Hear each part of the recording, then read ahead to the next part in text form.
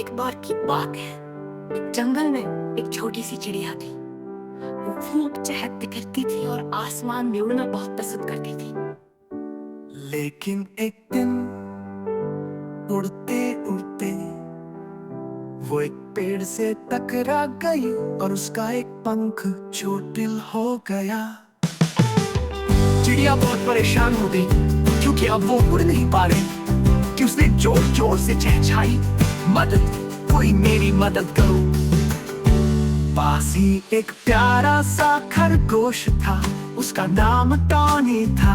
Tony ने चिड़िया की आवाज सुनी और तुरंत उसकी मदद करने दौड़ा। टॉनी ने ध्यान से चिड़िया के घायल पंख को देखा और बोला, चिंता मत करो, मैं तुम्हारी मदद करूंगा। टॉनी ने नरम घास और पत्ते इकट्ठे किए और धीरे धीरे चिड़िया के पंख के पास रख दिए। फिर उसने थोड़ा पानी लेकर चिड़िया के घाव को साफ किया। चिड़िया ने खुशी से कहा, धन्यवाद टॉनी, तुम सच में मेरे अच्छे दोस्त हो।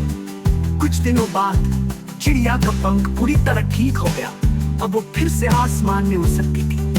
वो टॉनी के पास आई और बोली, मैं तुम्हारी मदद के लिए हमेशा तैयार हूँ, जैसे तुमने मेरी मदद की।